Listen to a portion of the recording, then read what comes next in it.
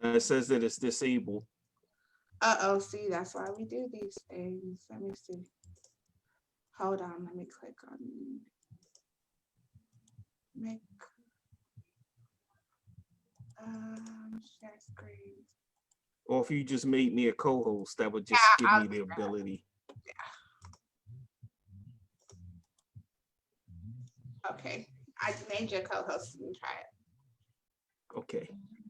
We're on live, guys, and it is 6 o'clock.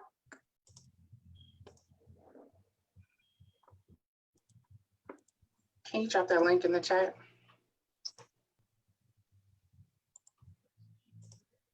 For the meeting? For the live.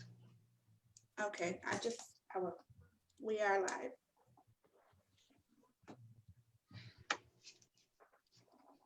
Good evening, everyone. Thank you for being in attendance to our virtual nationwide Free the 13th Amendment rally. Today is day 3 of 4 very powerful days, and we have some amazing speakers tonight. So I hope that you're ready, because I am, and I look forward to all of the conversations that we'll have surrounding the 13th Amendment and all the information that our speakers will bring forward. So without further ado, let me go ahead and introduce to you the first speaker of the night. The first speaker of the night is Benu Hannibal. He is the founder and spokesperson of Free Alabama Movement. In 2013, in conjunction with organizing the first multi-prison work strikes and boycotts in Alabama, he began guerrilla clandestine filming and documentation of the living conditions and personal testimonies in the Alabama Department of Corrections, while building a social media platform to expose the same. This information was released on January 1st, 2014, the first day of their strike in 2016. BAM organized the first nationwide prison strike on September 9th, 2016, the 45th anniversary of the Attica Rebellion, which at that time was the largest prison strike in the United States history. In 2017, 2018, he organized the nationwide campaign to redistribute the pain, which was a bi-monthly boycott campaign of canteen, incentive packages, collect phone companies, and visitation vending machines. Benu continues to organize under the Free Alabama Movement flag while serving a life sentence without parole in the Alabama Department of Corrections. Thank you for joining us tonight, Benu. I really look forward to what you have to share with us. Thanks a lot. Appreciate being here. Appreciate the opportunity. Thanks to everyone for joining in and supporting this Free the 13th virtual rally. This conversation is very important about the experience of Black people here in America, the institution of slavery, what we've been through over the last 400 plus years. I also want to acknowledge the people in the state of Philadelphia right now who are out in the street mourning the loss of yet another person whose life has been taken by the slave catchers. This man was gunned down. He had mental health issues, and it's just a recurring theme that we've heard over and over and over again for over 400 years. So starting out, my discussion today will be about how the current characteristics of the institution of slavery look inside the prison system. We have to be mindful always that the institution of slavery has changed. It does not look the same as it looked in 1800s or the 1700s or the 1600s. It looks different. And one of the things that has impacted that change and impacted the look and impacted the characteristics has been technology. And technology has impacted the institution of slavery. For example, back in the era when we were in the cotton fields on the plantation picking cotton, technology created the combine and the cotton picking machine. And so that changed the dynamics of what slavery looked like. And then we had the system of slavery that existed when the 13th Amendment first came into existence after the Civil War. At that time, we had a war-torn country that needed to be repaired. And so our labor was used in a different way. It was used to go out and to repair bridges, to repair roads, and to rebuild rebuild this country.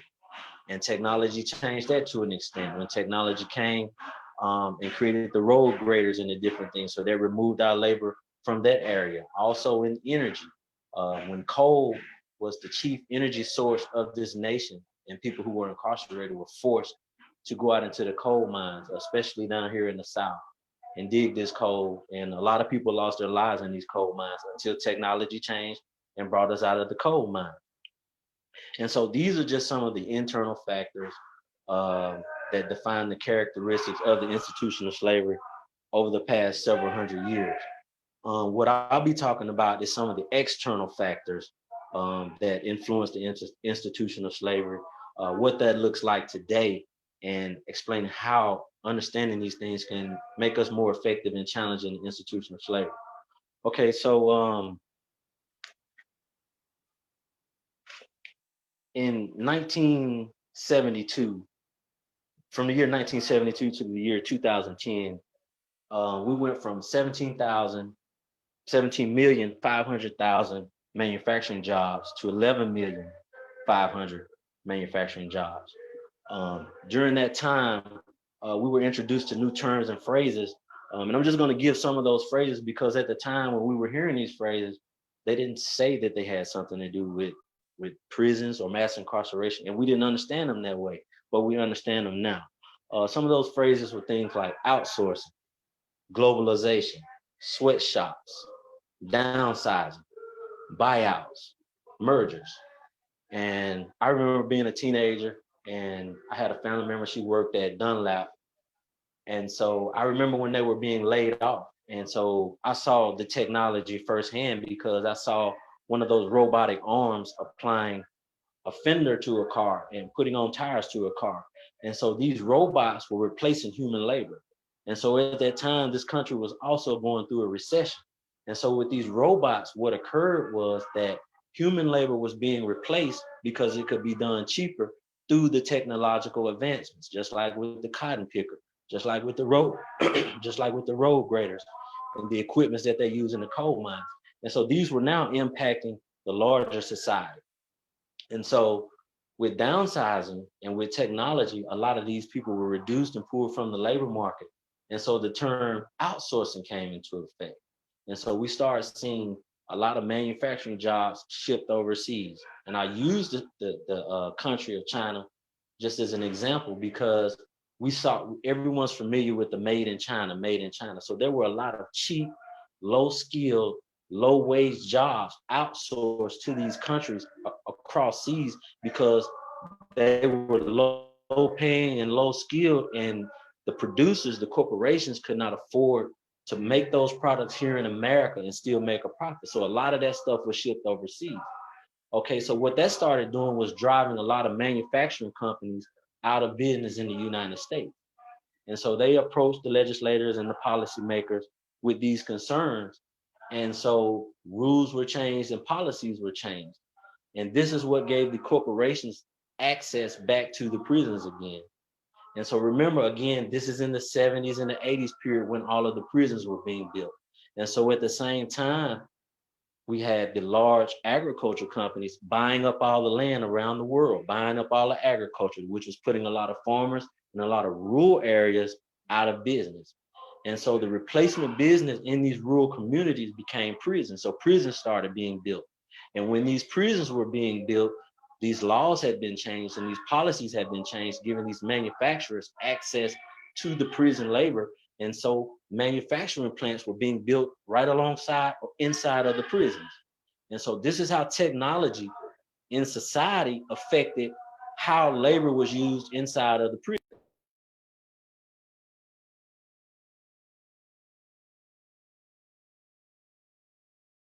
Go to the legislators, to go to the policymakers and give us to that labor. And so now, instead of having to outsource or ship overseas to sweatshops, they were able to use the prisons as the sweatshops in America. And so these manufacturing plants were put inside these prisons, and then they were outsourced to the private corporations and the government entities. And so that's what occurred. And so that's the characteristics of the prison slave labor industry that we're fighting today. And so with that, we saw the population rise from 300,000 people incarcerated to over 2.3 million people incarcerated. And so these 2.3 million people were then placed inside these institutions as a form of human trafficking to provide jobs, human warehousing to provide jobs to these people in the agricultural communities, and to give the manufacturing sector access to the plants that were being built with taxpayer dollars. But then the companies will come in and make their products and sell them on the open market. And so this is how the prison labor has been made into a commodity today. This is the reason why it has the value that it has today. This is how they valued the labor over the years as technology evolved and changed. And so, but another example I want to give, when the sweatshops came back to the United States, the commissioner for the Oregon Department of Corrections, he reached out to Nike and requested that they move their factories from overseas into this country and put it inside of the Oregon prison system and allow them to make the product. And so, like the commissioner for the Department of Corrections, other commissioners around the country have been able to bring private corporations into these prisons and build these products instead of sending them overseas. And so you see names like McDonald's, you see names like Wendy's, and you see products like eyeglasses and dentures, not just tag plants anymore. This is a very sophisticated operation and network of organizations working together. But technology has played a very important role in what it is that this prison labor characteristics look like today. And so Nike had to back out because they could not afford the bad press that goes along with being associated with this type of industry. And so this is a strategy that's available to us as we continue to try to challenge and dismantle this system of prison slavery that's going on inside these prisons today. One final thing I want to cover, I just want to ask a question. I want to pose a question to the audience. What would the 13th Amendment look like if it had been drafted by slaves? It would be much different. There would not be an exception. There would have been compensation. There would have been reparation. There would have been wholeness. There would have been justice. But because we've never been made whole in the beginning, then this is what continues to allow us to be vulnerable to the system that's in place to re-enslave us today. When people have reparations, they have the resources to build a community that is not surrounded by the slave catchers. We have the ability to afford the resources that we need. For example, the person who was just murdered in the streets in Philadelphia, his mother could have afforded the resources to get him the mental health treatment that he needed that would have saved his life. And many people who are incarcerated or enslaved, whichever term you want to use, would not have had to violate or be accused of being violated the laws or whatever it is that allowed them to be put back into this system. So this conversation about the 13th Amendment is very broad, and it's not just what we see on the plantation or inside the prison. It's not just the conditions. The last couple of days, we talked about the internal factors. These are the conditions. These are the 13th Amendment.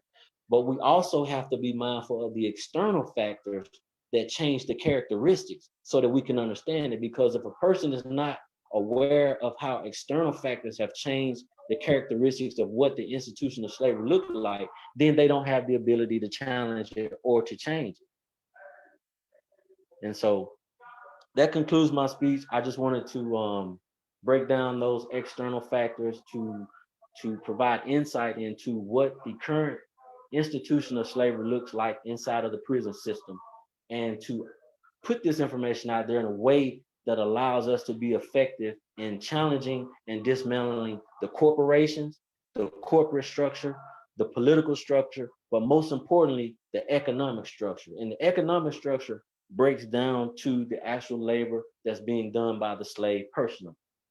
And that's something that only the person who is doing the labor can change. And so fundamentally, the movement towards abolishing slavery places a burden and duty on the slave also to take an active role in abolishing slavery.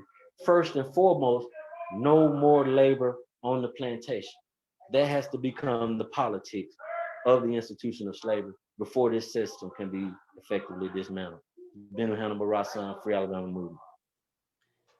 Thank you so much, Benu. Peace. You Peace. really, you really brought light to something that a lot of people don't really realize. They don't realize when they pull up to Wendy's and when they pull up to McDonald's and when they roll into Starbucks, or some of the things that people purchase to wear on their bodies has, is a derivative of prison labor. So, I really thank you for bringing all of those points to us. It looks like I want to go ahead and see if we have some questions for you. If you can hang tight for me just one moment so I can check and see what questions that we have available, if you're free to answer those right now. Okay, go ahead. Thank you.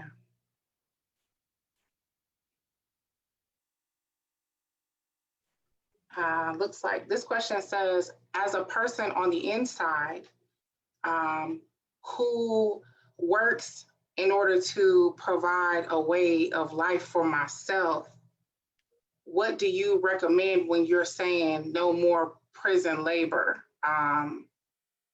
Is there just a way to, how can a person still work?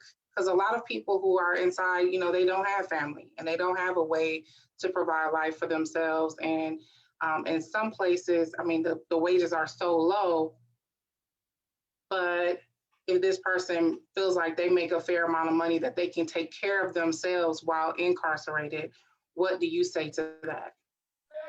I would say a couple of things. First and foremost, each person has to make their own individual decision based on their individual circumstances. So if a person has absolutely nothing and they feel like the only way that they can survive is to continue to work this job, then I can't tell them, I can't walk their walk, I can't walk their struggle. My advice, or what I'm saying, it relates to the bigger issue of the institution of slavery.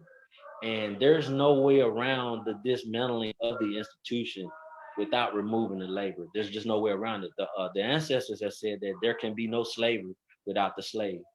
And so sacrifice becomes paramount because there's no way around the fact that your labor is responsible for your oppression. Your labor, your contributions are responsible for your personal oppression. If you want out of prison, not only do you have to internalize this mindset as a way of life, but you have to show through dedication, commitment to teach others to embrace the same thing.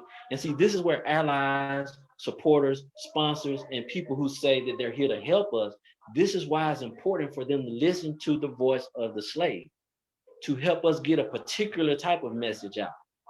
Not carry it to the legislator, not carry it to the councilman, not carry it to the representative, but to carry it directly to the plantation.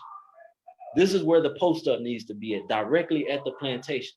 And then the brother Yusuf, who's coming on next, he's going to talk about some of these corporations. And I gave you the example of what Nike did. And there are other corporations who are divesting from the prison system. And so we need for our allies and our supporters to build these campaigns just as well.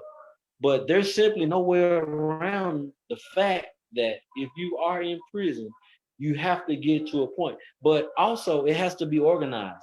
And we have to organize it and set a date that where we say this is the point where we start, this is the point of no return.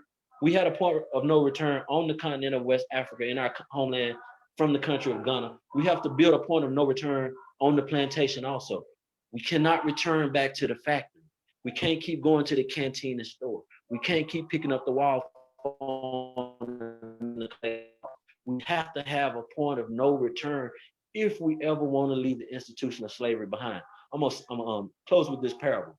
In the Bible, when Sarah and Job were leaving I forgot the name of the land, but he told her, don't look back or you turn into a pillar of salt. And so that's my message. When you make this commitment to freedom, don't look back.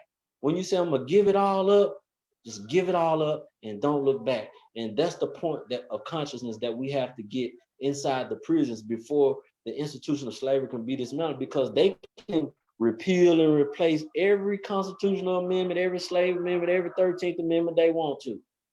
When these people call, work call, mail call, if you continue to get up and go and answer the call, then the work has been in vain. Peace. Yes, thank you so much. I did just have one last question. It says, what are some of the things you'd like to see those of us on the outside do to help you all to overcome this? The most important thing is education.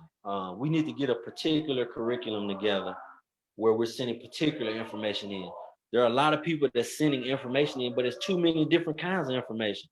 You got people reading just all different types of foreign stuff that we don't have time to be wasting people's minds, focus, and attention. Everything needs to be focused and centered on the solution and the problem. And so that would be one of the things. The second thing, like I said, is to help us gather information about these corporations and about these industries so that we can get that information out and show people exactly what's going on. And that's the reason why I wanted to speak on the subject matter that I did today about understanding what is the prison slave labor industry today, because people still have it in their minds that is you out in the cotton field or you breaking rocks or whatever, but that's not where we are today. Technology has changed that. Technology has made us a part of the world economy, the manufacturing sector, and now the service sector. So we're providing services like we're answering call centers for AT&T. We're going out and doing services inside of the communities, but we're also manufacturing products on large manufacturing plants all around the country. We mine for sand. We have fish farms. We have cattle farms. They have a dairy farm out west where they get the milk, and this milk is what you order when you go to McDonald's and some of these other restaurants and get milk with your coffee. And so all of these things are part of the system. The clothing that you wear, the eyeglasses that you wear, the dentures that you have in your mouth. There are so many products and services that are part of this thing now that most people don't even associate with it, that it's hard for people to understand how to attack it. And so we have to have a more narrow approach around what the institution of slavery looks like and what the characteristics are today in 2020. So that would be just some of the things that I would put out there.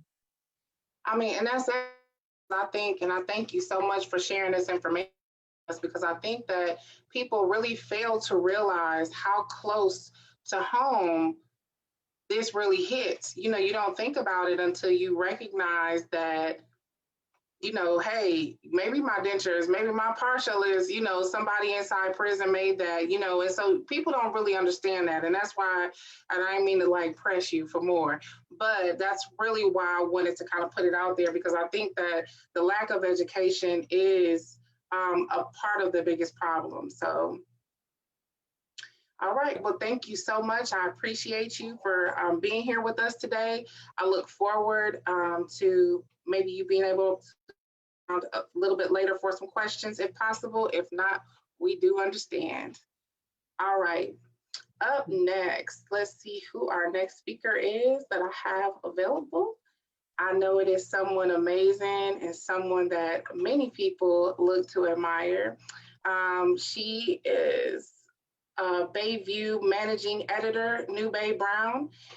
She's a new abolitionist and activist, also working with prison focus to facilitate, liberate the caged voices. She is actively co-leading the Liberate Our Caged Elders social media campaign, guided by the Prison Human Rights Movement Blueprint. New Bay currently hosts Prison Focus Radio on KPOO San Francisco 89.5 for anybody in the area, Thursdays from 11 to 12 p.m. and seeks to dismantle the prison industrial slave complex and replace the transformative healing justice paradigm where slavery is abolished once and for all. Nube, thank you so much for being with us today. I really appreciate it and look forward to all you're going to bring to this forum. Thank you. Oh, okay. Well, thank you. Thank you so much for having me. And I mean, I feel like it's very humbling to be in the presence of all these amazing people that are on this panel and to be invited to this. Excuse me for coming in a little bit late. Was on another Zoom call, as you all can imagine. I'm sure that same thing is happening for all of you. But what I heard the last person speaking was about education, and I'm thinking that I'm understanding that it might have been in the vein of just, at least for me, it's educating the public. And again, that's a very humbling space to be in, because I'm also still learning, and who I am learning from are the people that are on the inside. So through the lens of understanding that modern day slavery is taking place, as I see it, inside of our prisons. And then the men and women that I am working with, primarily they're men that have been subjected to the decades of the torture of solitary confinement, multiple parole denials. They've been in prison for 20, 30, 40, sometimes 50 years. They've been caged inside of our prisons. To me, that's modern day slavery.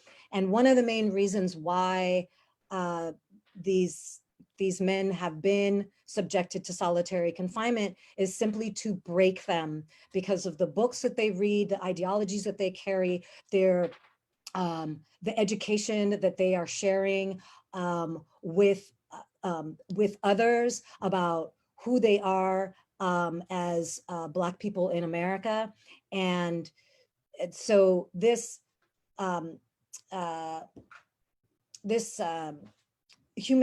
crisis, this crimes against humanity that started over 400 years ago with enslaving African people and indigenous people, is having it present today, and for now having a new iteration of it happening inside of our prisons is what drives me to do this work that I do for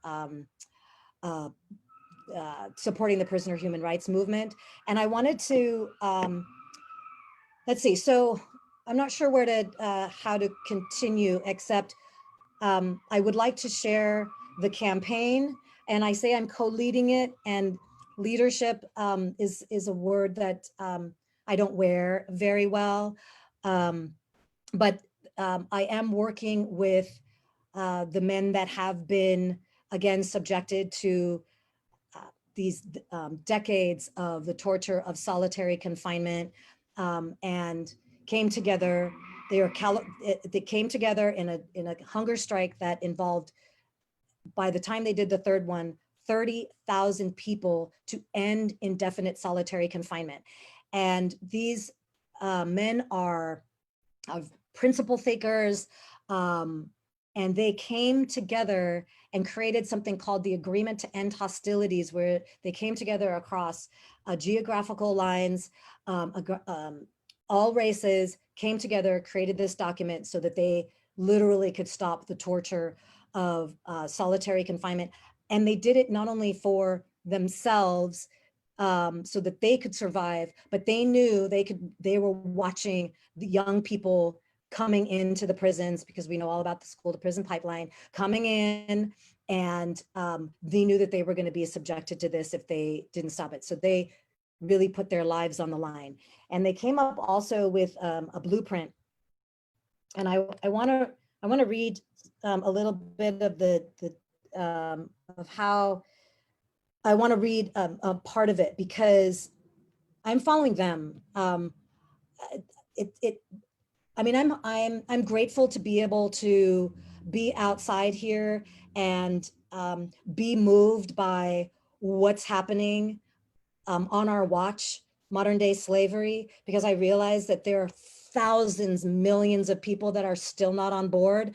And I will say that it even as I started to understand that slavery was taking place within our prisons, I still had a hard time understanding it until I then met Jokashima Jinsai, who is going to be one of the speakers, I think, tomorrow.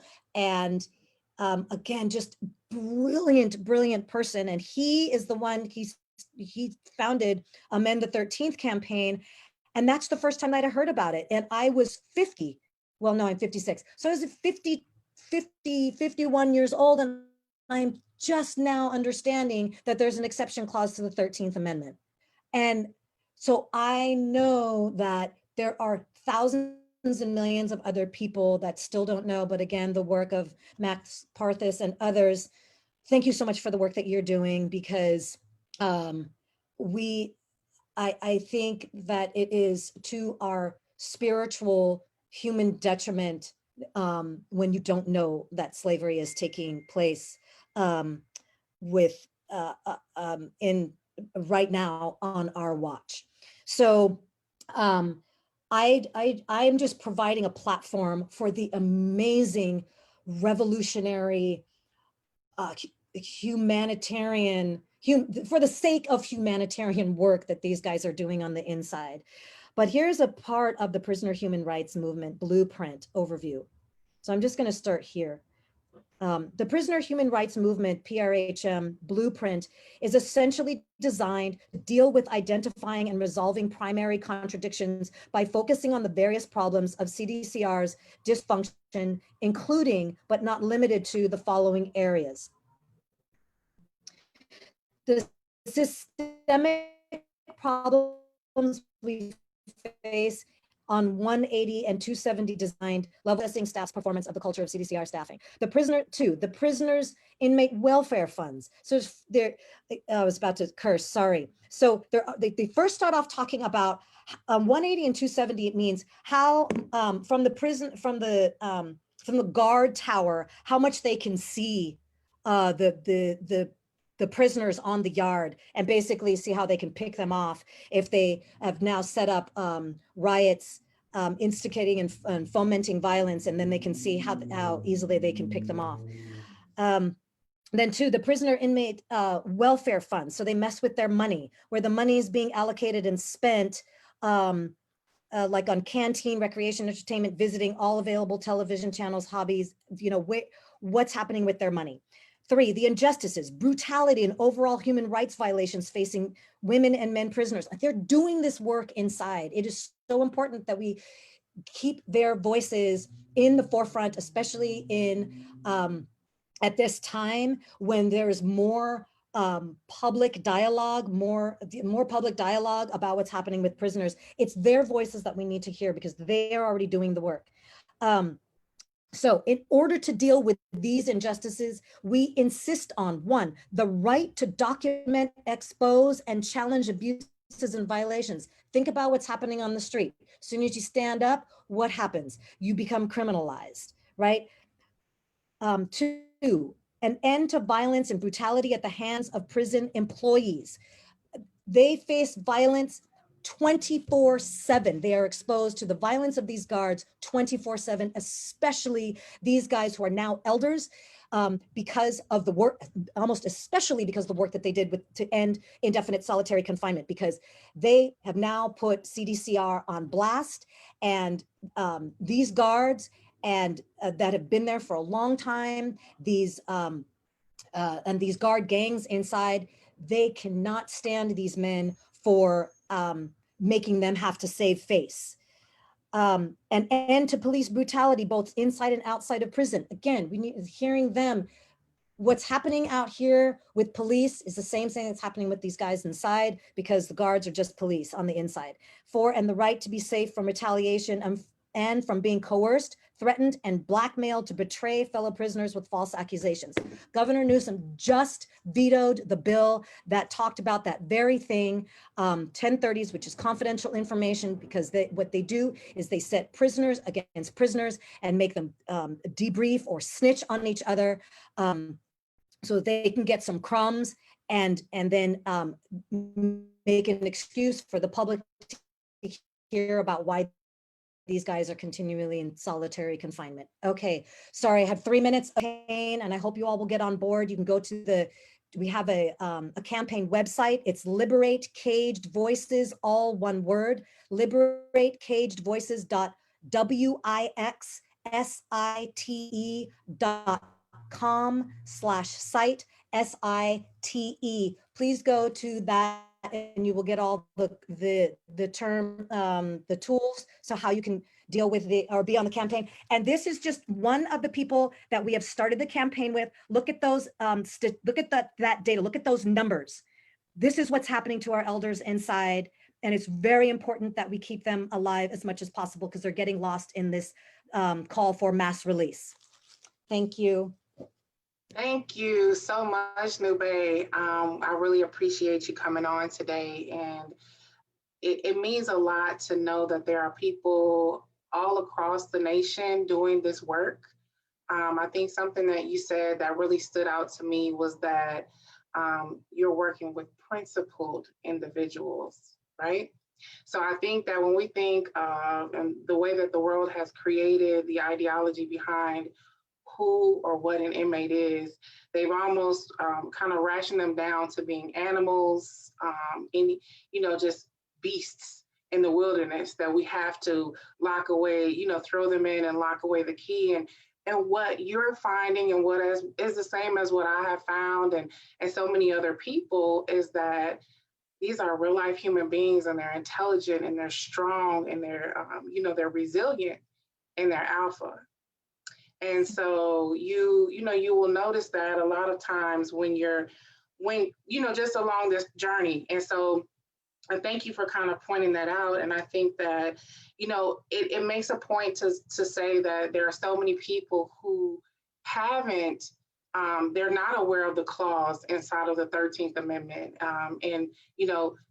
That's not just your story. There's a lot of people who are like, what? I thought that's when we abolished slavery. Oh no, that's just when we made it legal. You didn't understand that part, right? So, and I think that we spoke yesterday about how sometimes the language will confuse us to a point where we don't even understand really what is being implied. And so I think that you've made some very, very key points. And I hope that if you want to go ahead and drop your information in the chat that you wanted us to look up, I can share that out into the live stream as well. So I thank you. You did an amazing job. It looks like the questions and comments that we had, someone said, Sister Nube, we're going to need you and Malik Washington to assist Jamila Land in removing California cause.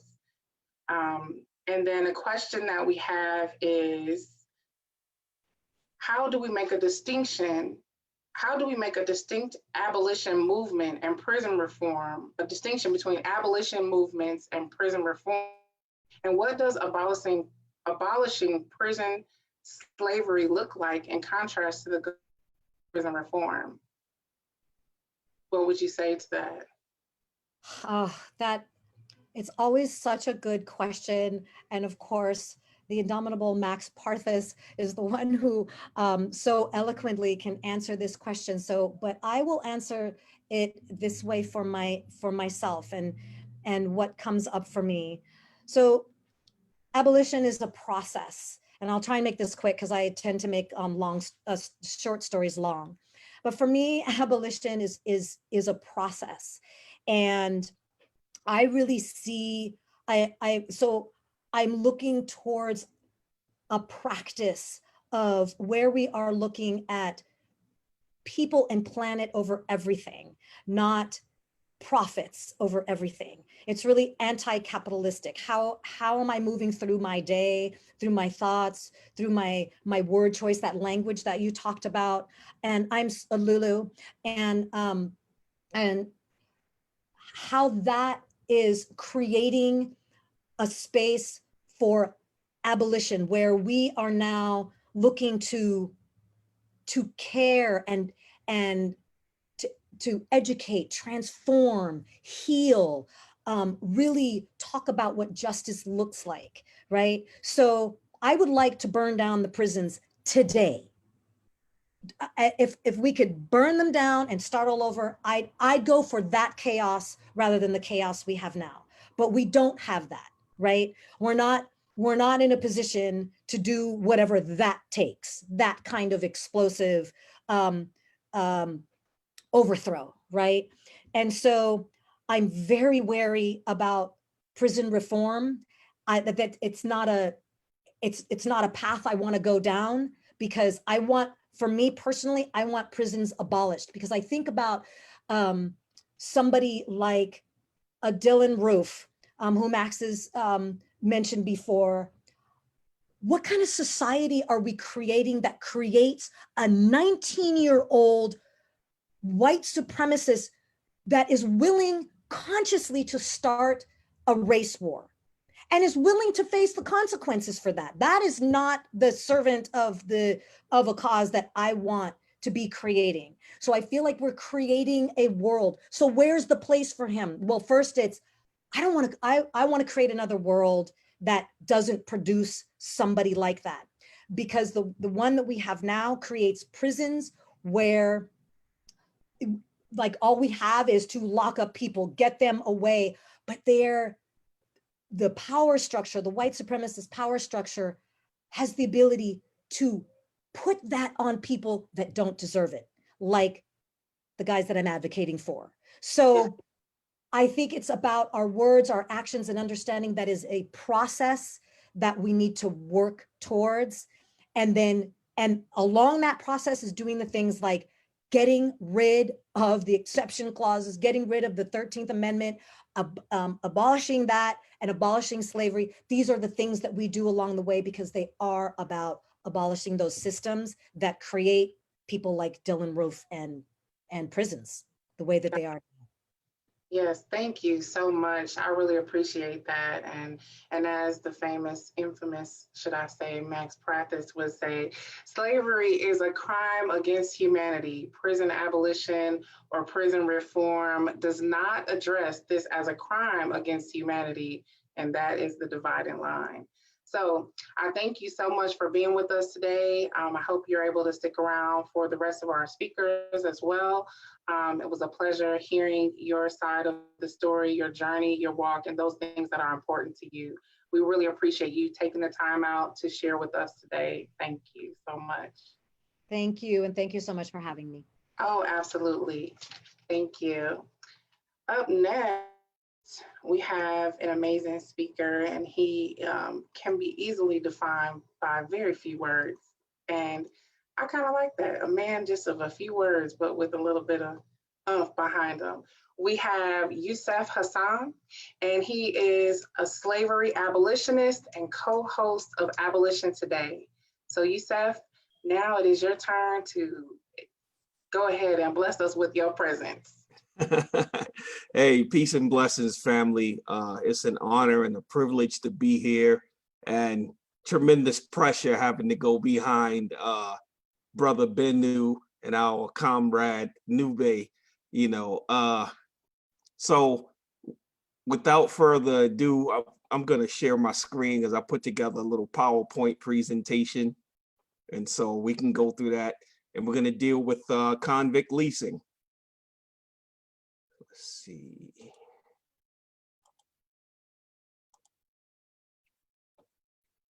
Can everyone see it? Wait, I don't think I have the right screen up. Yes. I can see it. Yeah, but I don't think it's the screen that I want to share. Hold on, let me switch screens.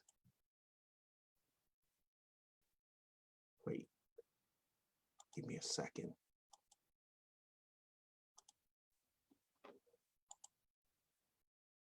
Oops.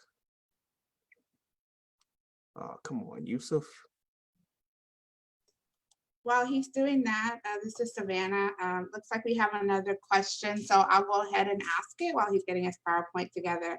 On the Facebook Live, Arshad Nadir asked, while acknowledging the oppressive and marginalized conditions most of incarcerated have endured in society, contributing to their social relegation of criminality, what should be our approach to heal and repair the damage done to the person? Anybody want to tackle that? That's a great question.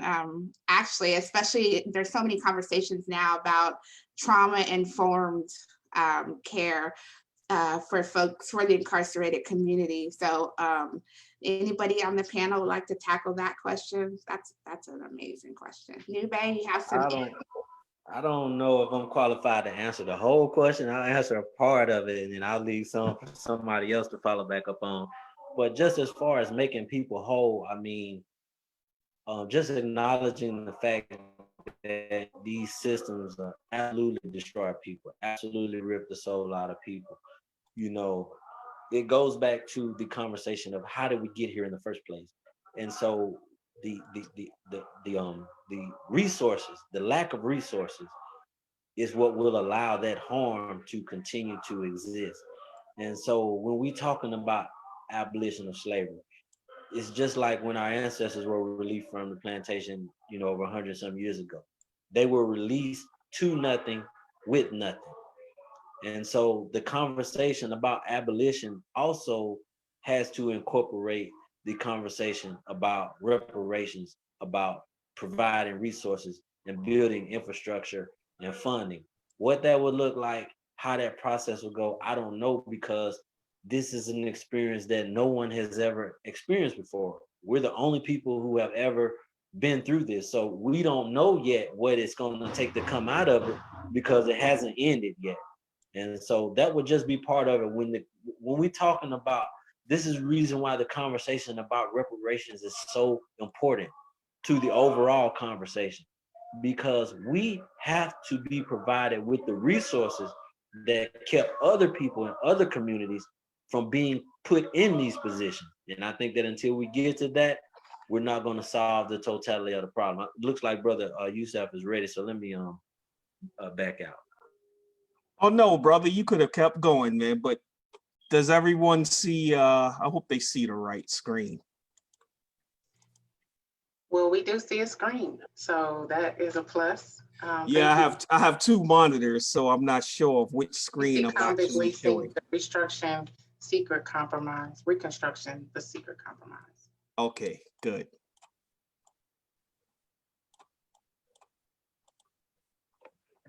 We can walk with you.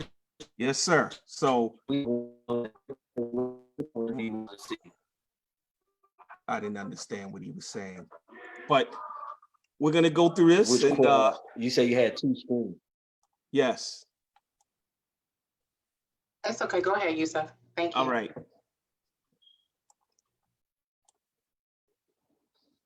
So yeah, we want to talk about the about convict leasing.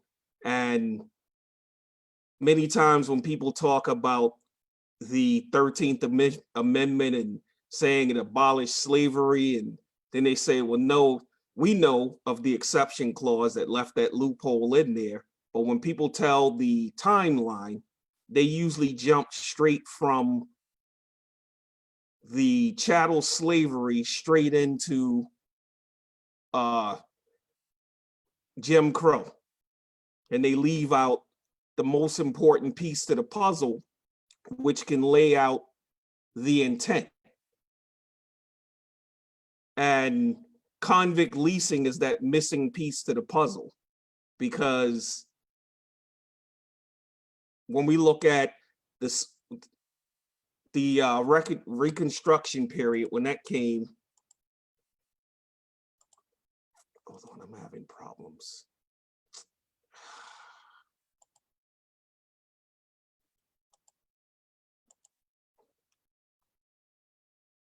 So when Reconstruction began, and it actually began a little bit before the 13th Amendment came, but when it actually occurred, the Civil War left the South's economy and its government in shambles. And so since they weren't going to get any help from Congress, the Southern states struggled to raise money to repair the damaged infrastructure most of them had during the Civil War. And so Reconstruction theoretically was about who got to be an American citizen.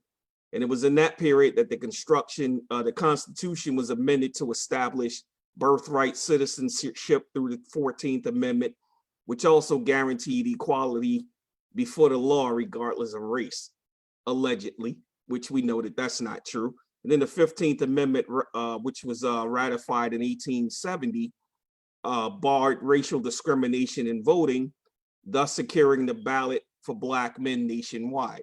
And, you know, as we go through many of the things that I'm going to be talking about, we recognize that this is what's on paper, but we know as we go through history, we can see how none of this stuff was really happening.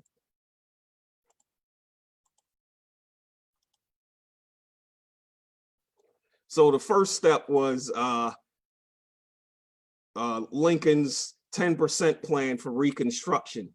And Lincoln stated if 1/10 of a Confederate state's pre-war votes signed an oath of loyalty to the Union, they will be allowed to form a new state government with the same constitutional rights and powers they had enjoyed before the secession. None of the Confederate states accepted that plan. So what they proposed instead was what's referred to as the Wade-Davis Manifesto. And the Wade-Davis bill was the radical Republicans' answer to Lincoln's Reconstruction plan. It was written by Senator Bob Wade of Ohio on the left and Representative Henry Winter Davis of Maryland on the right. They felt that Lincoln's plan was not strict enough against those who seceded from the Union. In fact, the intention of the Wade-Davis bill was more to punish than bring the states back into the fold. And so because of this, when this got passed by Congress, Lincoln did what was called a pocket veto. And in him doing his pocket veto, it basically killed the bill. So it left it out there. And so Lincoln said, you know, the Southern states can pick which plan they wanted to use as they rejoined the Union. So what many of them decided to do was, okay, we're going to kind of freestyle this thing where we're going to pretend we want to be part of the Union, but we're going to carry on what we fought the Civil War over. And since the 13th Amendment abolished slavery, except as punishment for a crime, well, the next phase was, hey, let's just start changing the laws. And that brought in convict leasing. And this is a great book here. I advise everyone, if you get a chance, read the book. It's called One Guy's to Get Another by Matthew Mancini. And he has a quote in the book where he says, the only difference between slavery and convict leasing is that with convicts so plentiful, then they were seen as disposable. Because the difference now is you don't have to worry about runaways. You don't have to worry about, see, since it's being provided to you by the state, you don't have to worry about if they die or if they escape, because if it was just on the plantation, then they had to eat that cost. But now they had a situation where you have an unlimited supply.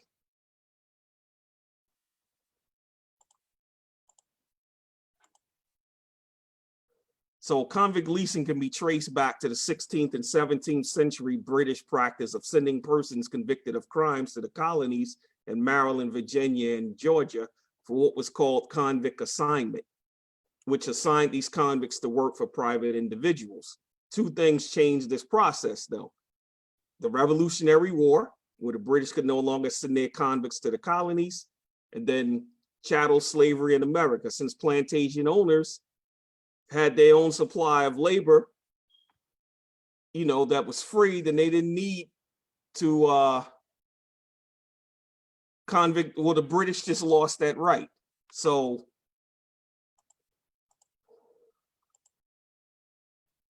the convict lease system created a private-public partnership in which prisoners were leased to the private companies for their labor. The convict lease system was used to undermine union organizing and perpetuate a form of slavery by imprisoning African Americans on false charges and forcing them to provide free labor. And Frederick Douglass even told us, after he went around the country and saw how it was being implemented, he said, under the convict lease system, the criminals are leased in bulk in their respective states to whoever has the political ring, and that party, by paying a small sum to the state, sublets them in gangs to railroads and other corporations and to plantations. The state throws off the entire responsibility of caring for her convicts and turns them over into the hands of the lessee, whose only interest in them is to secure for himself what profit he could for their labor. And before the Civil War, the punishment of enslaved people had been the responsibility of their enslavers. However, with a general increase in Black incarceration during post-emancipation Reconstruction, the lack of available prison space became a significant and costly problem.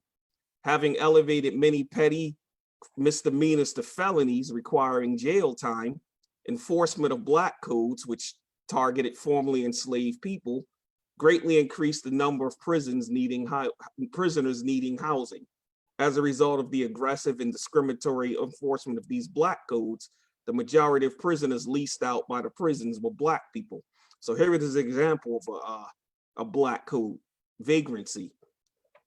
As the convict lease system became a highly profitable business, sheriffs and deputies began to receive compensation for each convict they provided. The Vagrancy Act of 1865 read, all free Negroes and mulattoes over the age of 18 must carry written proof of employment. Those who do not shall be deemed vagrants and on conviction fined a sum not exceeding $50. And if proof was not provided, the individual was subject to a fine with no other means to pay other than peonage, meaning they had to lock them up.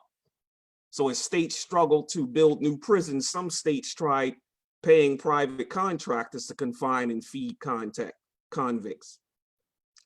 Soon the states realized that by leasing them out to plantation owners and industrialists, they could turn over their prison population from a costly liability into a ready source of revenue.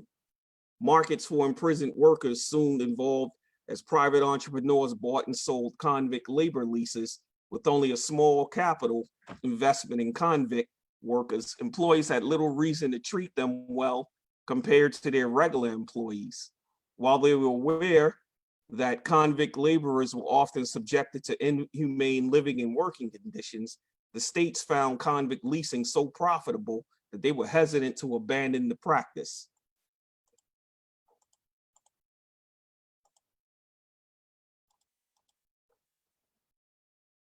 With only a small capital investment in convict workers, employers had little reason to treat them well compared to their, I'm sorry, I read that before.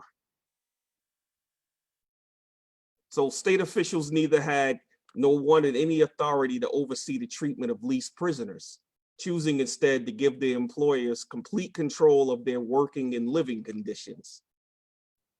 And so the evolution of convict leasing, and it was reportedly started in Louisiana as early as 1844, but contract leasing spread quickly after the emancipation of enslaved people during the period of American Reconstruction following Civil War.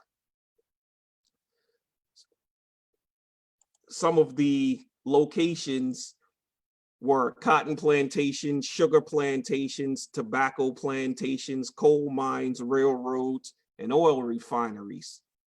Coal mines and plantations were widely reported to have hidden burial grounds for bodies of released prisoners, many of whom had been beaten to death or left to die from work-related injuries. Witnesses told of organized gladiator-style fights to the death between convicts staged for the amusement of their overseers. In many cases, the court's records of convict workers were lost or destroyed, leaving them unable to prove that they had served their sentence or repaid their debts.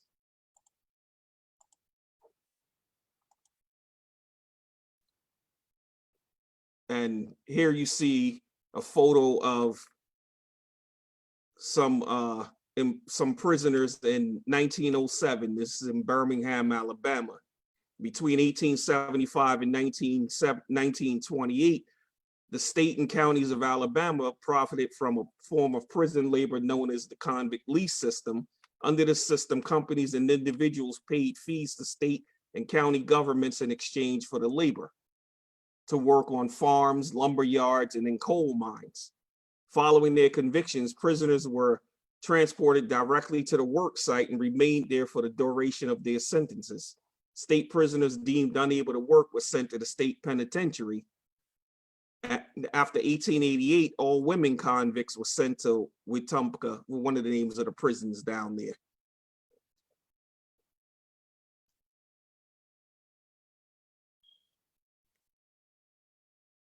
So in 1883 was a turning point in the convict lease system.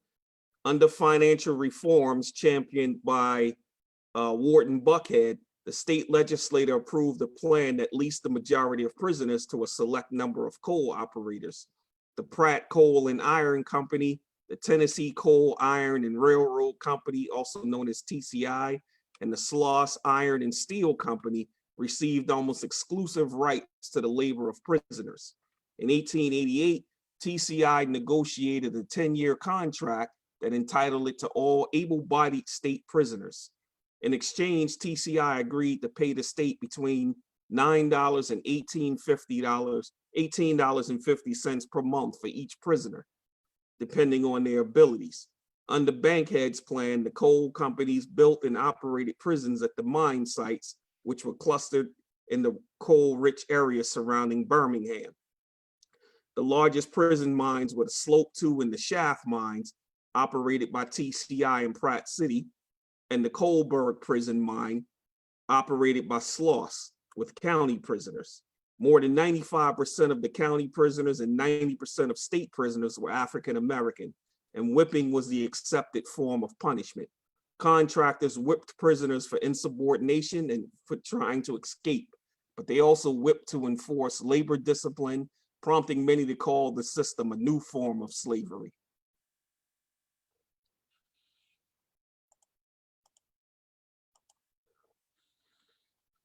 One of the most egregious things that happened on April 8th, 1911. An explosion at the Banner Mine in Alabama killed 128 men, almost all of them African-American prisoners of the state. Many of them were serving time for misdemeanors such as violating prohibition and vagrancy, often known to be trumped up charges to help meet state quotas for convict labor. The men were effectively sentenced to enslavement and death through the convict leasing system. Within 2 weeks of the explosion, convicts were sent back to work at the mine. The use of the convict labor in Alabama mines was in response by the owners to earlier efforts by miners to join labor unions and strike for higher wages and better working conditions. Those better working conditions might have prevented the Banner explosion and other mine disasters.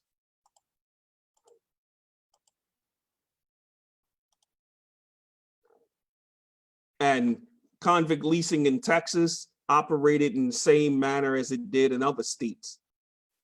There were persistent shortages of funds in the state treasury, effectively tied the hands of prison officials who found they could not house and care for the larger number of individuals sentenced to prison.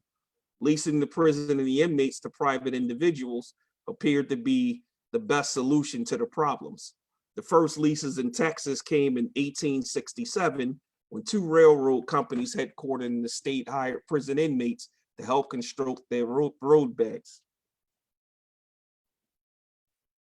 The parties to these early agreements, despite the enthusiasm that greeted them, did not participate all of the problems inherent with the contractual agreement, such as being able to provide adequate food, clothing, and shelter. And by late 1871, the governor and most legislators agreed that they made so much money off of it, they decided, you know what, we need to do this again. So state officials entered into another agreement with Ward Dewey and Company of Galveston. And these men entered into an agreement where their leases were for 15 years, and they paid $5,000 per year for the first year, $10,000 per year for the next 5 years, and $20,000 per year for the last 5 years. And the revenue collected from the coal mine and coke ovens, they determined was going to be 372% times the cost of operating the prisons. So it made sense for them to get into convict leasing, because it normally cost them $2.50 a day to pay for normal free workers, where convict only costs 24 cents a day. And TCI housed an average of 400 prisoners, between 75 to 90% of those being African American. And on average, 10% of the convicts at the Lone Rock State Stockade died annually. But again, one dies, you get another. That's how they operated. And by January 1914, all of the prisoners were back under the exclusive control of the state, working within the walls of the prison on state-owned farms or in private property that the state had acquired.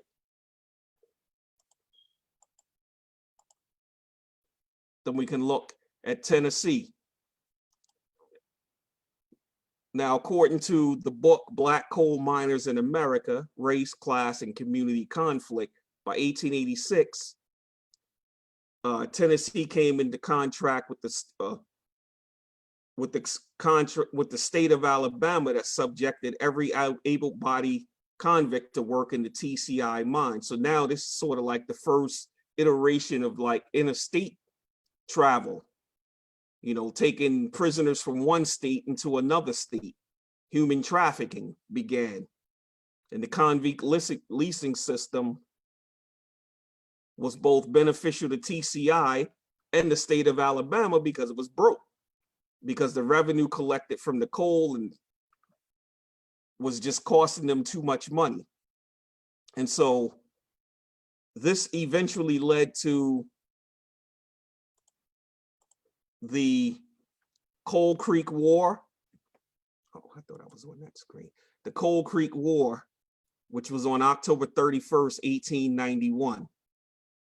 And this was, the Coal Creek War was a labor uprising to protest convict leasing. A group of miners seized the Knoxville Iron Company stockade at Coal Creek in Tennessee. This contributed to the official end of convict leasing. And when we hear the official end, just like we know with the official end of slavery, they found another way to do it.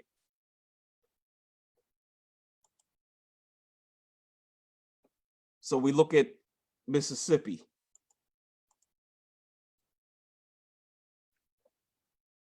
And as usual, most of the laborers were African Americans. And so everything is done under the guise of rehabilitation. But convicts on county-run chain gangs, this is like when you first start hearing about chain gangs in the early 1900s, because there was so much backlash as word was getting out as to what was going on in the prisons. But it wasn't really backlash like that. It was just a few reporters were, you know, kicking up some dust. But convicts on county-run chain gangs often slept in cages and were subject to brutal corporal punishment.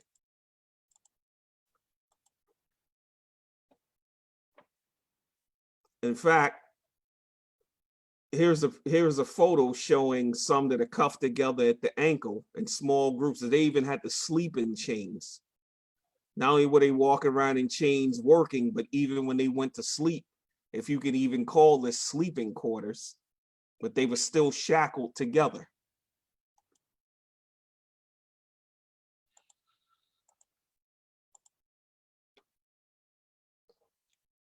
So after reaching its peak around 1880, Alabama became the last state to formally abolish state-sponsored convict leasing in 1928. But we know what they did. So chain gangs became the norm, and practices like chain gangs persisted until December of 1941, when President FDR, his Attorney General Francis Biddle, put out what was called Circular 3591, which is a directive clarifying federal regulations for handling cases related to involuntary servitude, enslavement, and peonage. But here's the kicker. So this circular amended a previous definition of peonage as voluntary servitude plus debt, and removed the debt element. Instead, attorneys were instructed to disregard the element of debt and to depend upon the issue of involuntary servitude and slavery. So in other words, hey, let's keep doing it. Let's keep doing what we've been doing because, you know, we're making too much money on this. So there came a period when Congress began passing certain laws trying to regulate the industry, because when there's a lot of money involved, of course, there's going to be corruption. So one of the first things was the Hawes-Cooper Act of 1929. In the early 1900s, most prisons were involved in selling on the open market products made by inmates. Sort of like the first phases of the private prison industry, and especially when it comes to industrialization within the prisons. The money earned from these sales was most often used to finance the prison itself. However, the manufacturers, employers, and labor leaders in the open market argued that they could not compete with the prisons, which had a free labor force that could not strike.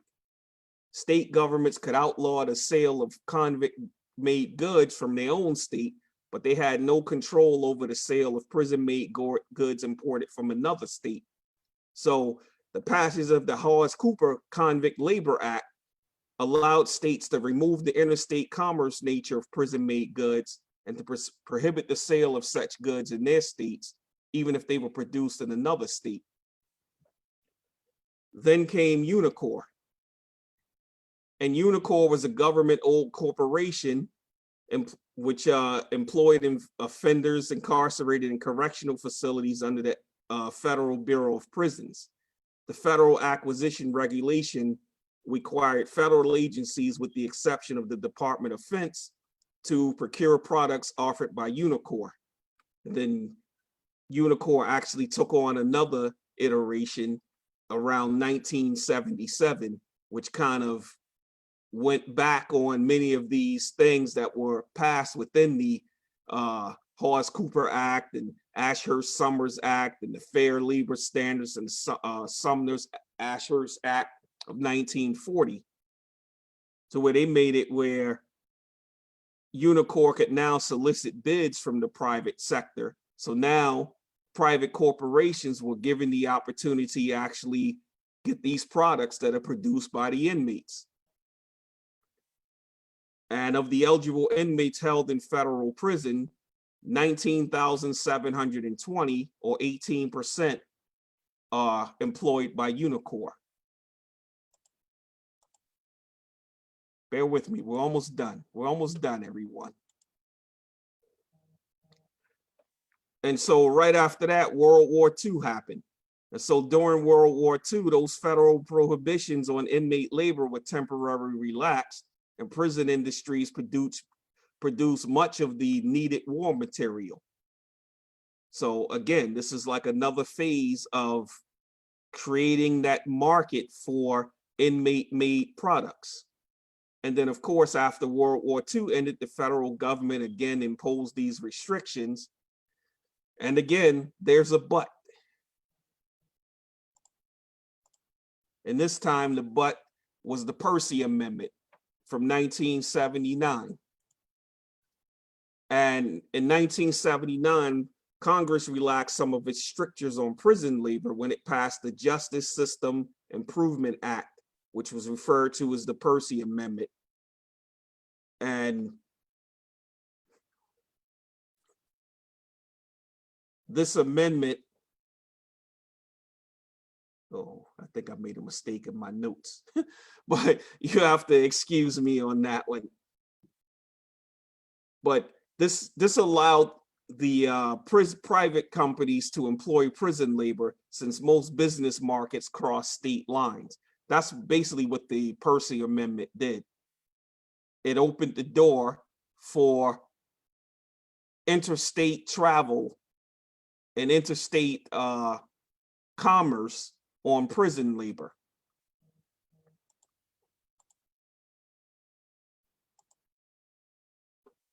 And so that also leads to the modern slavery acts and actors. So if we want to look at the private prison industry, we can start right there in 1954 with Wackenhut Corrections. Wackenhut Corrections was started by 4 former FBI agents, and it was named after one of its founders, George Wackenhut. And this company eventually became part of G4S Secure Solutions, which is an international private security company with contracts with numerous governments. Its prison industries arm owns the GEO Group, which owns and operates prison facilities in 14 states, and it's the largest private employer in Africa. Then we have Corrections Corporation of America, and it's now known as CoreCivic. This was founded in 1983 with one of its major investors at its founding being Vanderbilt University. By 2014, CCA operated 22 federal prisons. By 2016, CCA and the GEO Group operated more than 170 prisons, and revenues were 1.79 billion. When we think about 3 strikes laws, mandatory minimums, truth and sentencing laws, and many more, they were all funded by CoreCivic and GEO Group, and they pay ALEC, the American Legislative Executive Council, to push up, and they actually write the laws that the senators and the congressmen, that Congress actually passes. And we've seen videos of people actually reading things on the Senate floor, the House floor, with ALEC's logo at the top of it. And the last thing I'd like to speak about is, or as you see the timeline, we had Wackenhut Corrections, Nixon's war on drugs in 1971, Reagan's Comprehensive Crime Control Act in 84, Clinton Biden's crime bill.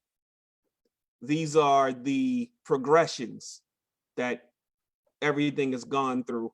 And then finally, something that I just really became aware of is PRIDE, prison rehabilitative industries and diversified enterprises. Florida PRIDE is another private prison industry. It's called the Prison Industry Enhancement Program. And what they presented themselves as is sort of like, oh, we're gonna train the inmates, give them skills, and then when they come out, we're gonna hire them and they can work for us. But it was just another iteration of private prisons. And what they're doing is securing these same people. Once they get released, they created another program called RISE. And they're making money hand over fist. And so we can see throughout history, everything just went from one iteration to another, carrying on the same legacy. Nothing was ever new. And if we just look at some of the companies nowadays, and I'll just mention a couple that are making money hand over fist in the prisons. I mean, we can look at those, we can look at JPay, we can look at Keefe, JPay doing the telephone service, and Global Tel Link. There's Keefe. There's Keefe doing the commissary. We have Securus is another company. There's Corizon with the healthcare services. There's so many companies that contract and make money off of the prisons, and even something as simple as strategic packing solutions. Now, many people have never heard of this company, but many people buy their product almost every single day. If you ever buy bad coffee at Dunkin' Donuts or Starbucks, and you look at who makes it, it's Strategic Packing Solutions, and that's a private prison company. So it's prevalent all throughout. I'm gonna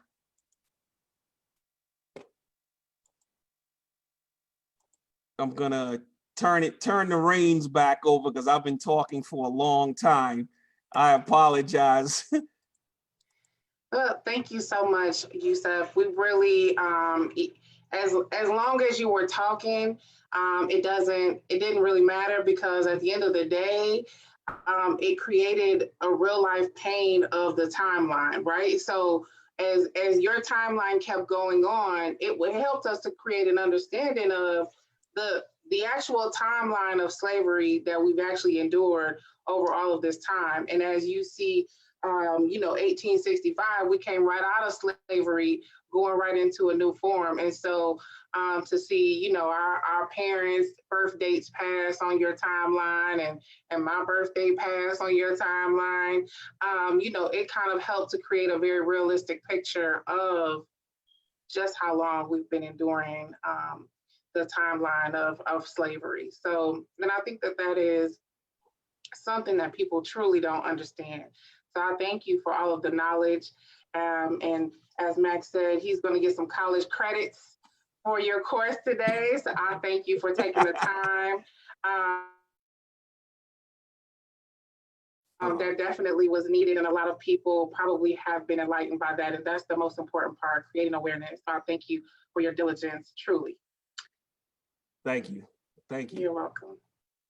All right, and Are up there any next, questions? we'll do those at the end. We have Representative Okay. Sandra Hollins coming on the line next. And Sandra Hey, Hollins, Sandra. thank you so much for being here with us today. Sandra is the first Black American woman elected to the Utah State Legislature. She is a member of the Utah House of Representatives, where she has proudly served District 23 since 2015. She successfully passed legislation banning knee on the neck restraint by law enforcement, requiring cultural training for school officers, increasing job opportunities for the formerly incarcerated, and removing the provision that allows for slavery in the Utah State Constitution. In the House of Representatives, she is a member of Social Services Appropriations, Health and Human Services, Law Enforcement and Criminal Justice, Fair Park Oversight Panel, and the Child Welfare Oversight Panel. So she is really busy working on a whole lot of different human rights components. And so it is an honor to have you here with us today. And so I look forward to the knowledge that you're going to share with us. Thank you.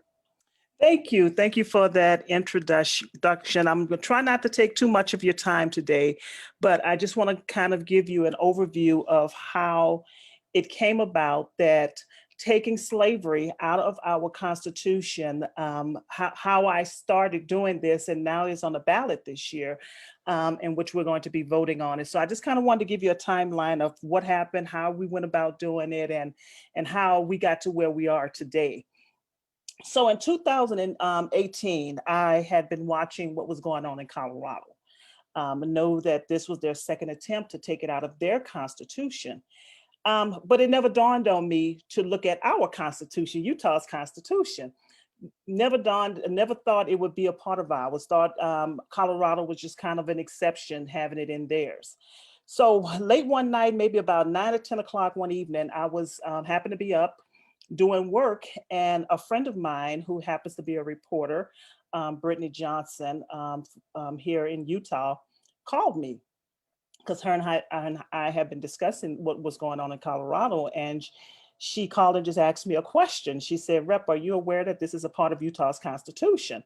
And of course, my reply to her was, "No, it's not." And she said, "Oh, yes, it is." She said, "I'm sending you all the information now. I've been researching it." And so she sent all of the information to me. And then after giving me time to read it, she gave me a call and said, "Okay, this is a part of Utah Constitution." Then she asked me a very important question. She said, "What are you going to do about it?" I said, "I'm going to take it out of our Constitution. What else am I going to do with this? Once I have this information, it's got to go." So that began the journey of me working on HJR 8, a resolution to place this on the ballot so the state of Utah can vote on this. I presented it in the House, and it went through without a problem. In fact, the room was packed when I presented this resolution, And the chair of the committee, the law enforcement committee, asked the question, who in this room is here to speak in favor of this resolution? And everyone in the room stood. There was not one person there to speak against this resolution. So then it went over to the Senate, and it stalled. It stalled a little bit over there. There was some concerns about whether judges will have the ability to continue to issue community service in lieu of jail time. And so we were able to pull up some case law in which that was already challenged and give that to them, but they still didn't feel comfortable with that. And so they asked us to put a provision in there that stated that this would not affect that system, which I agree to get it out of the Senate, and it passed. It passed unanimously in the Senate. So now it's on our ballot. So a part of the history of Utah and its slavery, the first slave was brought to Utah actually in 1847. We all know the Emancipation Proclamation was 1863. Utah actual constitution was not written until 1896, I believe. And so this was placed in our constitution almost 30 years after the Emancipation Proclamation. So it should not have ever been placed in there. I've spoken to some historians here in Utah, and we've talked about it. We have not been able to find any evidence of convict leasing in the state, but we kind of think that it was placed in there because Utah was still trying to join the union. And so they wanted to fall in line to what the federal government was doing. And so as a result, they placed this in our constitution. I've been receiving overwhelmingly support for this piece of legislation. We've been able to bring on the Republican Party and the Democratic Party, both work together. When I first presented this bill, first came up with the idea to present this resolution, I happened to be up at the Capitol and saw some of the Republican leadership, and we had a conversation about it, and they said they're definitely on board. They wanted this not to be a partisan issue. A Republican or a Democrat issue. They wanted us to work together. So my sponsor on the Senate side is a Republican, and we worked together to get this piece of legislation passed. I brought on religious leaders. The Church of Jesus Christ of Latter-day Saints is the biggest organized religion here in the state of Utah. They came out in full support of it, saying that they support this piece of legislation, that it needed to be taken out of our constitution. Brought on other religious leaders in the Jewish community, in the Muslim community, and the Baptist community. All of them came on board and said that they support this piece of legislation. The only pushback I received, there was no organized pushback, but I have received a few emails from people saying that if someone committed a crime, they should go back into slavery. Someone said that it would be more palatable to them if I just replace the word slavery with human trafficking and leave it in our constitution. Someone accused me of trying to take down monuments, that this is a monument that I'm trying to take down.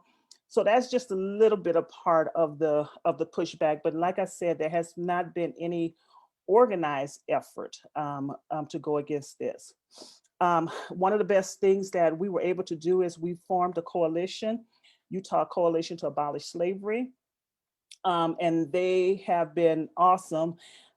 It's a group of individuals from different organizations. I brought the Divine Nine on board.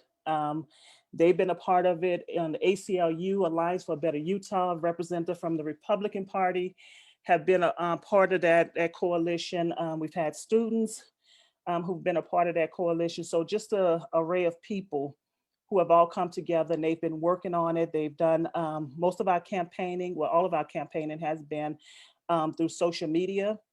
We were able to raise a little bit of funds to help with this, but social media and texting is how we have been, we've managed to get the word out. The Republican Party did in calling and doing some polling, have asked some of their supporters about whether they support it, and they say that they have overwhelmingly received people who are saying that they will be voting in favor of this. So we're looking for it to pass. We don't see any reason why it should not pass, but we are living in crazy times, so very little surprise or shock me anymore. So with that, I'm open to any questions. Wow, that's really amazing. Thank you so much for sharing with us that journey. Can you tell me though, what kind of just blew my whole mind was how you just mentioned a plethora of different groups of people. I don't know if anybody caught all that. I mean, you were talking about the Church of Latter-day Saints, you were talking about, the Republican Party, you were talking about all different groups of people. What type of I guess like plan did you put in place to go ahead and try to make that happen? Because I think that as we continue to journey on through this process, I think that it's more important that we're able to attract the hearts and minds of the masses.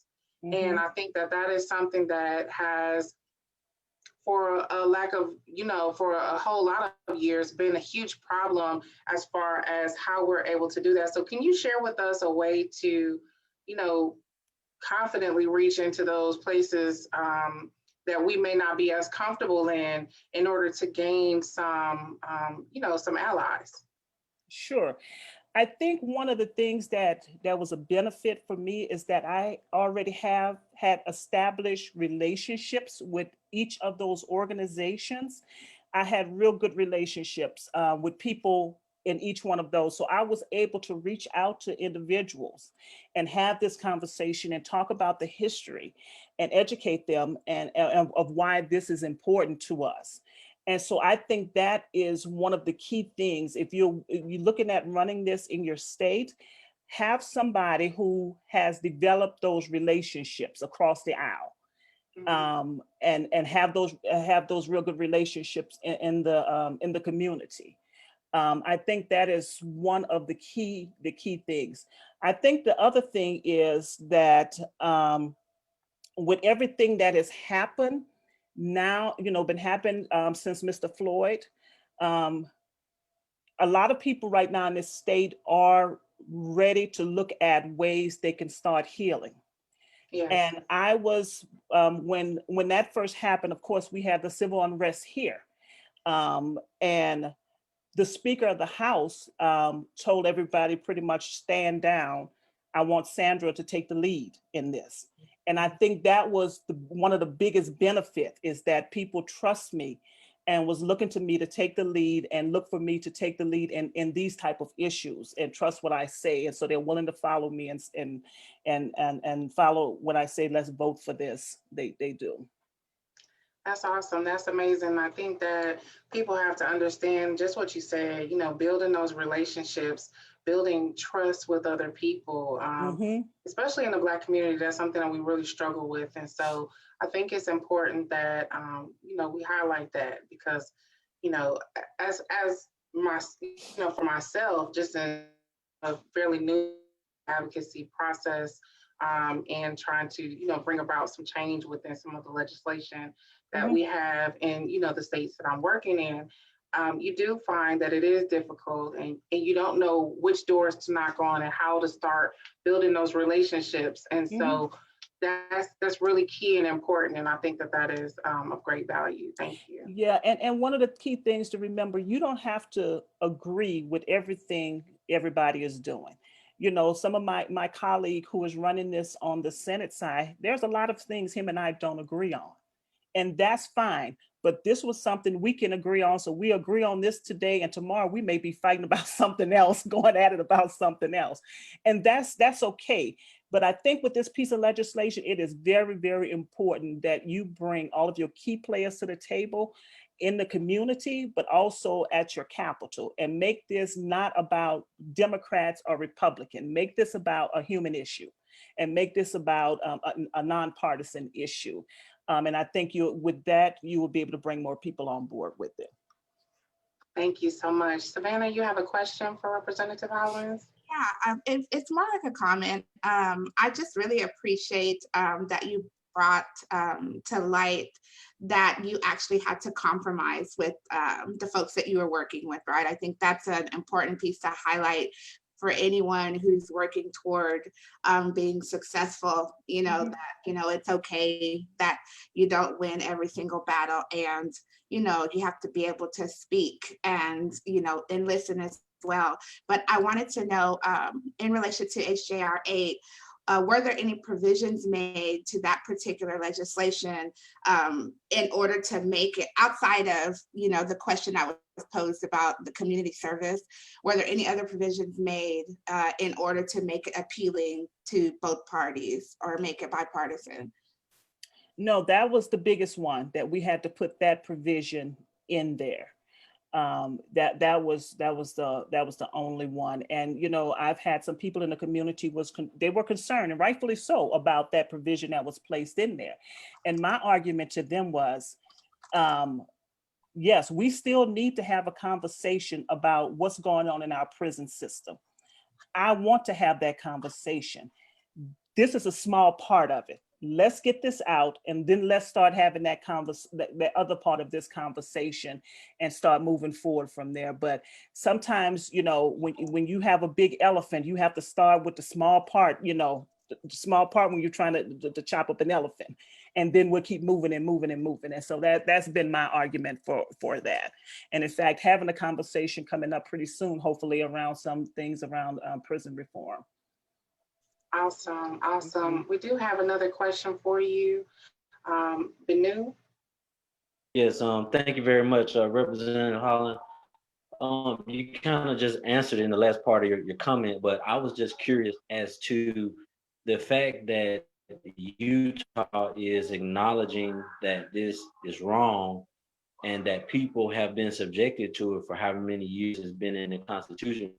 I was wondering, what kind of thoughts have you all given to addressing the wrong that have been done to people in the past, first, and secondly, what type of industries or labor is it that the people in your state are currently doing under this amendment right now? Yeah. I could tell you one of the things that I've been helping to address, one of the wrongs that I'm trying to right. We have a number of people who were enslaved who were buried without headstones in this state. Last year, I was able to help place the headstone on 2 graves. We're in the process now of trying to identify all of those individuals, to see who they are, to give them to tell their stories, and to give them proper headstones. So that's one of the things that we're looking at doing, to start righting some of the wrong that was done in our history, and plus taking this out of slavery, out of it. Now, as far as the industries, I don't know any particular industry, but I do know that Utah's prison system, they are involved in a lot of different contracts. I don't have a list of those contracts right now. That they do a lot of the furniture for the state and a lot of the universities.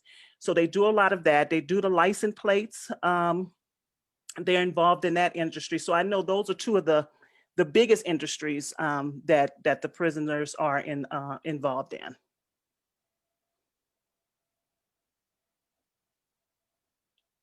Okay, and I think there's another question is, were there any major players in Utah that were benefiting from having that provision in there?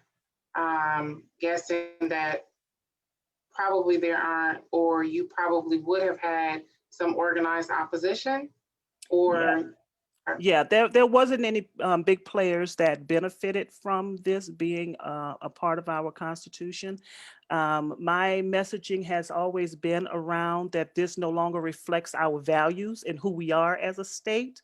And so it needs to be taken out of our Constitution. So no, there hasn't been any opposition. There hasn't been anybody that's benefit. But as I said, we're living in times right now that who knows if this is not taking out 20, 30, 40 years from now, some lawyer may have the bright idea that we're going to bring this up, or somebody may have the bright idea that we're going to bring it up. So it needed to go. Our state constitution is one of our most important institutional documents. Yes. And it needed to change, and it needed to reflect the times we are Yes. in right now. Yes, and I can't agree with you more. How do you think that this, how will this impact prisons when this legislation is changed? Like what type of effect have you guys thought about that? Mhm. And we don't expect that it's going to. Given that, we're dealing with those. Okay. Okay, yeah, we don't expect that it's going to impact our prisons just yet. Our workers are here in statute are not forced to work, it's volunteer, although they do receive the wages that they do receive or can be seen as slave wages, very low wages. I think it's like 30 cents or something like that.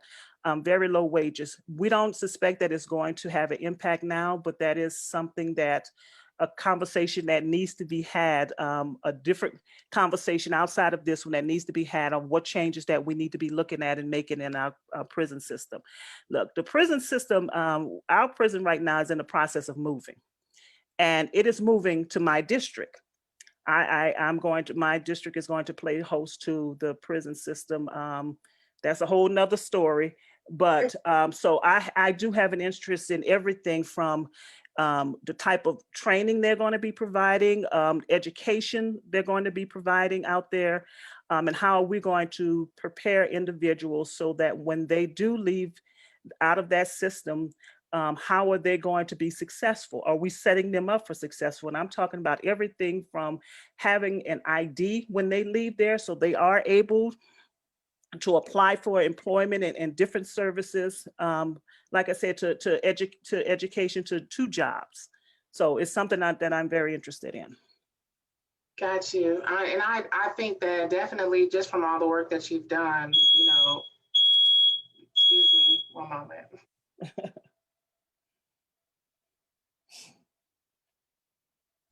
I guess I'll pick up real quick. We did have a few questions that we kind of skipped over. Thank you, Representative Hollins. I don't think there were any other questions. I think Lulu took all of those. However, I'm gonna go back because someone had a question earlier. I have the questions. Got it? Apologize. Yep, I'm back. Yeah. All right. Okay, so the question that we have, and this can be for anyone on the platform. I know that for the specific question for Yusef is if you can let us know who the Ohio lawmaker's name was that you were making reference to. If you can just give us that information, there's a specific question about that.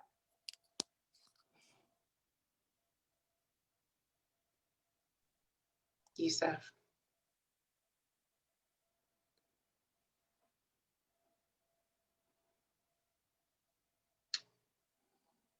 Okay. Otherwise, it says a comment that we have is that I think we can learn a lot from the abolitionist movements of the past, learning how to fight and adapt strategies to overturn prison slavery, just as the states modified their strategies from the institutions of plantation slavery to convict leasing to the prison industrial complex. So I think that, we've definitely covered a lot of ground here this evening with that information. Just started with Benu giving us the information to the breakdown timeline and all of the work that Nubay has been doing. But Yusef really kind of broke that down as far as the information in regards to the timeline of things. I know that, let's see. There was a question for both Benu and Yusuf actually. Yeah. And the question was, do you see any commonalities between vagrancy laws and Black codes and modern day habitual offender statutes? Absolutely. Yeah, there's correlation. I mean, nothing ever changed from generation to generation. It just took on new names and everything expanded, just as we take, going back to the overseers and, the slave patrols and the patty rollers, they eventually gave birth to the police departments. And so that mentality carried on through the police departments. And it's part of the reason why, even when you look at the patty rollers, you have, this mentality among many white people that their job is to police Black people. And this is what came up with the Karen syndrome, where, just any place that they think we don't belong, they have a right to challenge us, and they have a right, to call the police on us. So it's just a carryover from what was going on back then. To add on to that, the motivation or incentive or whatever the word is behind those laws are the same. They passed the Black codes and vagrancy laws for a particular purpose, to re-enslave and then to exploit the labor. And then when you come back up to the laws that we have today, the mandatory minimums, the habitual offender laws, the repeal of the parole laws, you'll see that all of those laws were enacted at the same time that these laws that Brother Yusuf pulled up, showing the changes in the access to the labor inside of the prisons. The moment that the labor was granted to the private corporations inside the prison, it's the same time that the laws were changed to make sure that people who were brought into the system stayed longer, had less benefits, had less rights. So absolutely, they are the same. They're really, the essence is the same, just the title of them is the only thing that we see change so far.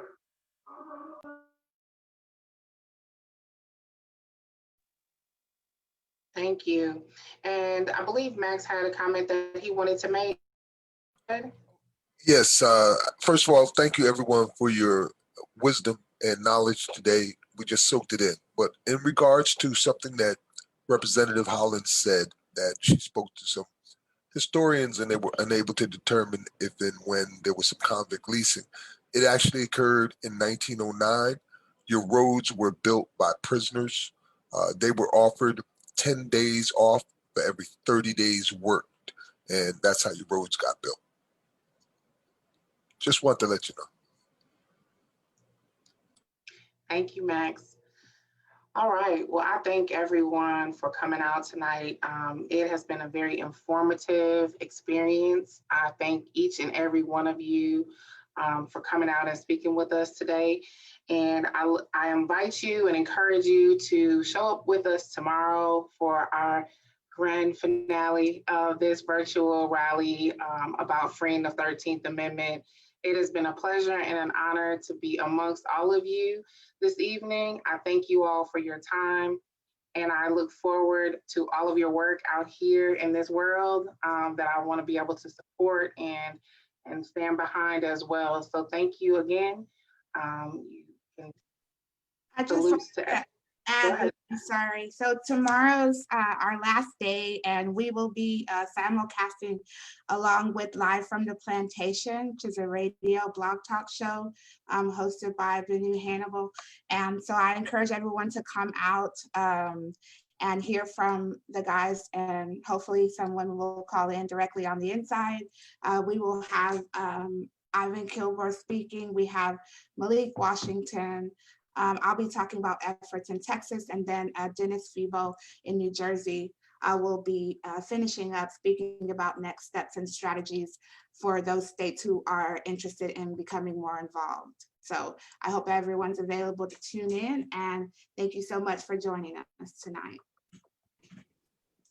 Thank you. Thank you. Have a great night. Great job, everybody. Good night.